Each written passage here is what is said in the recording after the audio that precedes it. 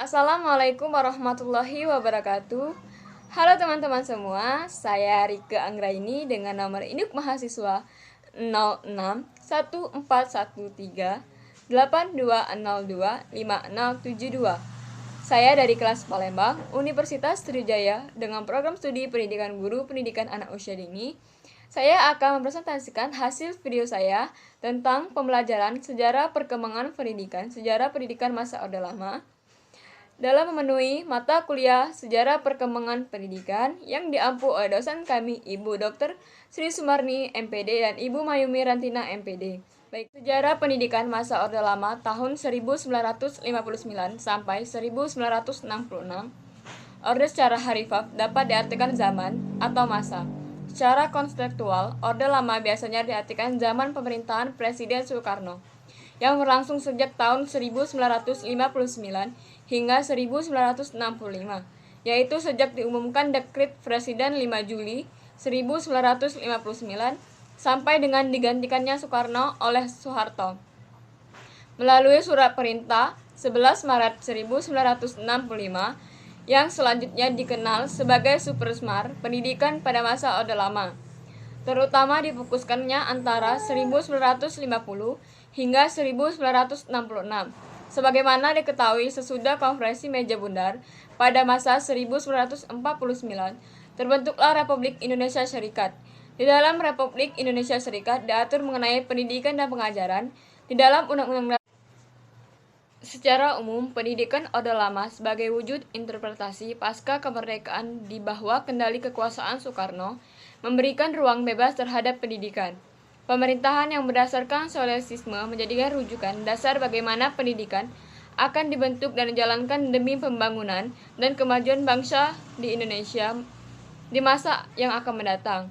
Pada prinsipnya, konsep sosialisme dapat pendidikan memberikan dasar bahwa pendidikan merupakan hak semua kelompok masyarakat tentang memandang kelas sosial. Di bawah Menteri Pendidikan Ki Hajar Dewantara dikembangkan pendidikan dengan sistem Among berdasarkan asas-asas kemerdekaan, kodrat alam, kebudayaan, kebangsaan, dan kemanusiaan yang dikenal sebagai Pasca Dramata Mahasiswa dan semboyan ing ngarso sung tulodo ing Madio Mangko Karso dan Uri Handayani pada tahun 1950 diundangkan pertama kali peraturan pendidikan nasional yaitu Undang-Undang Nomor 4 Tahun 1950 yang kemudian disempurnakan menjadi Undang-Undang Nomor 12 Tahun 1954 tentang dasar-dasar pendidikan dan pengajaran di sekolah.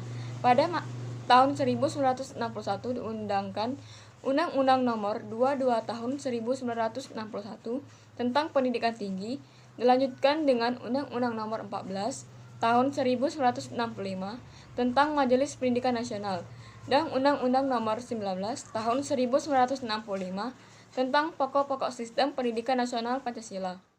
Kurikulum pendidikan masa Orde Lama dalam perjalanan sejarah sejak tahun 1945, kurikulum pendidikan nasional telah mengalami perubahan, yaitu pada tahun 1945, 1952, 1968, 1975, 1984, 1994, 2004, dan 2006 hingga yang sekarang 2013.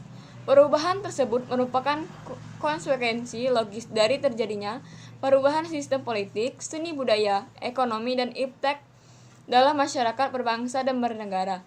Sebab kurikulum sebagai seperangkat rencana pendidikan perlu dikembangkan secara dinamis sesuai dengan tuntunan dan perubahan yang terjadi di masyarakat. Semua kurikulum nasional dirancang berdasarkan landasan yang sama, yaitu Pancasila dan Undang-Undang Dasar 1945. Perbedaannya pada penekanan pokok dari tujuan pendidikan serta pendekatan dalam merealisasikannya. Kurikulum pada Orde Lama dibagi menjadi 3 kurikulum, diantaranya yang pertama rentang tahun 1945 sampai 1968.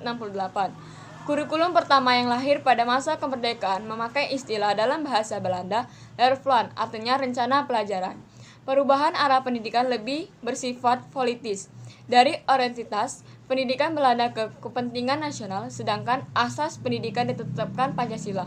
Kurikulum yang berjalan saat ini dikenal sebutan Rencana Pelajaran 1947 yang baru dilaksanakan pada tahun 1950.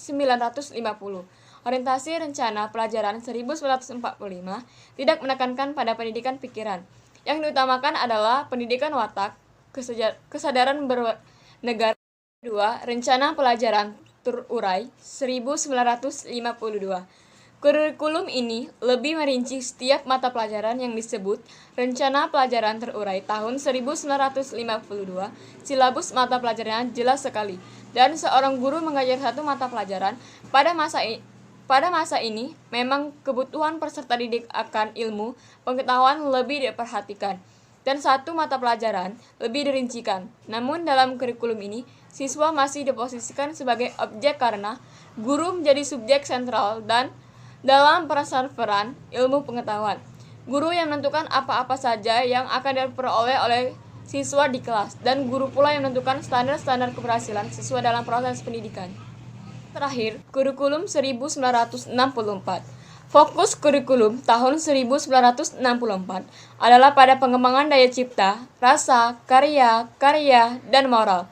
Pascawardana, mata pelajaran diklasifikasikan dalam 5 kelompok bidang studi: moral, kecerdasan, emosional atau artistik, keterampilan, dan jasmania. Kebijakan pemerintahan masa Orde Lama. Kebijakan pemerintahan Orde Lama di bidang pendidikan dibagi menjadi 2 bagian. Yang pertama, kebijakan pendidikan secara umum. Setelah terbentuknya Kementerian Pendidikan yang dipimpin oleh Ki Hajar Dewantara sebagai menteri pertama, maka diadakanlah berbagai usaha perubahan pada sistem pendidikan di Indonesia, serta menyesuaikan dengan keadaan yang baru. Segera sesudahnya berbagai perubahan dilakukan dalam bidang pendidikan guna penyesuaian dengan cita-cita bangsa Indonesia yang baru merdeka itu, maka pendidikan mengalami perubahan dalam hal A. Kesempatan belajar yang diberikan kepada rakyat Indonesia. Yang kedua, kebijakan yang terkait dengan pendidikan Islam dan madrasah. Kebijakan pemerintah Orde Lama yang memberikan perhatian terhadap pesantren dan madrasah baru dimulai diberikan ketika Badan Pekerja Komite Nasional Indonesia Pusat BPKNIP 22 pada tanggal 27 Desember 1945 menyampaikan rekomendasi kepada pemerintah. Ketentuan-ketentuan lain tentang pengolahan lembaga pendidikan agama yang juga direkomendasikan oleh Badan Pekerja Komite Nasional Pusat. Ada 9. Yang pertama, pelajaran agama dalam semua sekolah diberikan pada jam pelajaran sekolah. Yang kedua, para guru dibayar oleh pemerintah. Yang ketiga, para sekolah dasar pendidikan ini diberikan mulai kelas 4. Yang keempat, pendidikan itu diselenggarakan seminggu sekali pada jam tertentu. Yang kelima, para guru diangkat oleh Departemen Agama. Yang keenam, para guru agama diharuskan juga cangkup dalam pendidikan umum. Yang ketujuh, pemerintah menyediakan buku untuk pendidikan agama. Yang kedelapan, diadakan latihan bagi para guru. Yang kesembilan, kualitas pesantren dan madrasah harus diperbaiki. Sistem pendidikan masa Orde Lama. Ada 2. Yang pertama, A. Periode tahun 1945 sampai 1950. Sistem pendidikan yang berlaku sejak tahun 1945 sampai 1950 adalah: yang pertama, pendidikan rendah. Pendidikan yang terendah di Indonesia sejak awal kemerdekaan yang disebut dengan Sekolah Rakyat (SR). Lama pendidikan semula 3 tahun menjadi 6 tahun. Tujuan pendidikan SR adalah selain meningkatkan taraf pendidikan pada masa sebelumnya, kemerdekaan juga dapat menampung besar yang dari mereka yang hendak ke sekolah. Yang kedua, pendidikan guru. Dalam periode antara tahun 1945 sampai 1950 dikenal 3 jenis pendidikan guru: SGB, SGC, SGA. Sekolah Guru B, SGB, lama pendidikan 4 tahun dan tujuan pendidikan guru untuk sekolah rakyat murid yang diterima adalah tamatan SR yang akan lulus dalam ujian masuk sekolah lanjutan.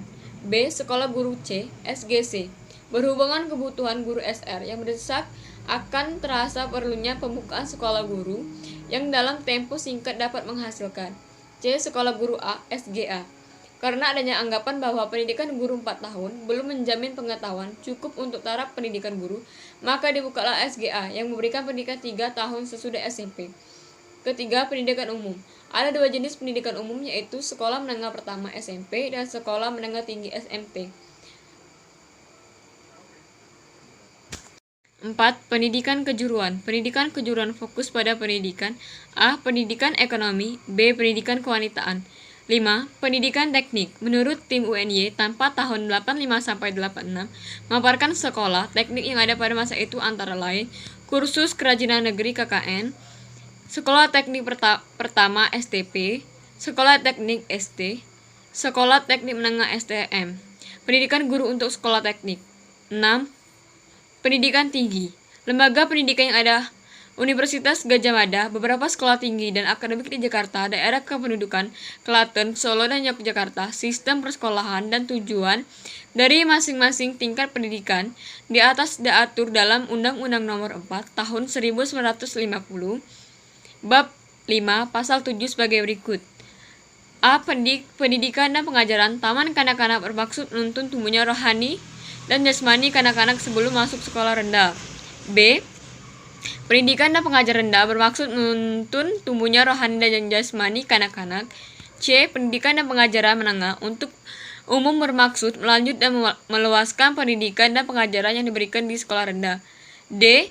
Pendidikan dan pengajaran tingkat tinggi bermaksud memberikan kesempatan pelajar untuk menjadi orang yang dapat melihara kemajuan ilmu dan kemajuan hidup kemasyarakatan. E. Pendidikan dan pengajaran kepada orang-orang dalam keadaan kekurangan, baik jasmani maupun rohani, supaya dapat memiliki hidupnya lahir dan batin yang layak.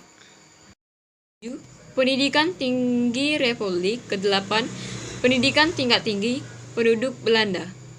Yang kedua, periode 1950 sampai 1966.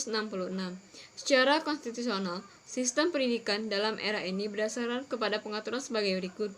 Yang pertama, Undang-Undang Pokok Pendidikan Nomor 4 Tahun 1950, Justo Nomor 12 Tahun 1954. Yang kedua, Undang-Undang Nomor 2 Tahun 1962 tentang perguruan tinggi. Yang ketiga, Penetapan Presiden Nomor 5 Tahun 1965. Tujuan pendidikan masa Orde Lama.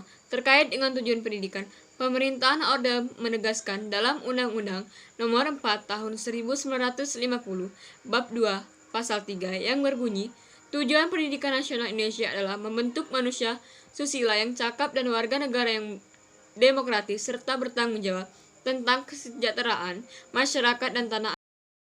Kesimpulannya, pendidikan pada masa Orde Lama diawali sejak proklamasi kemerdekaan berlandaskan Pancasila yang merupakan filsafat negara, meskipun baru tahap penentuan saja, sebab belum dijelaskan bagaimana meletakkan dasar itu pada setiap pelajaran, senada dengan dinamika perjalanan sejarah bangsa pasca proklamasi sampai sekarang. Sejarah pendidikan Indonesia masa Orde Lama dapat dilihat sesuai dengan pembagian kurun waktu ditandai dengan peristiwa penting dan tonggak sejarah, yaitu periode 1945 sampai 1950 dan periode 1950 sampai 1966. Pendidikan masa Orde Lama memiliki beberapa sistem pendidikan, antaranya mulai dari periode 1945 sampai periode 1950 dan periode 1950 sampai periode 1966. Pendidikan masa Orde Lama memiliki tujuan pendidikan yang sesuai dengan Undang-Undang Nomor 4 Tahun 1950, Bab 2, Pasal 3 yang berbunyi, tujuan pendidikan nasional Indonesia adalah membentuk manusia susila yang cakap dan warga negara yang demokratis serta bertanggung jawab tentang kesejahteraan masyarakat dan tanah air.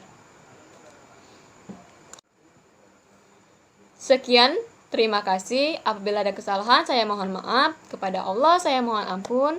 Saya akhiri. Wabillahi taufiq wal hidayah. Wassalamualaikum warahmatullahi wabarakatuh.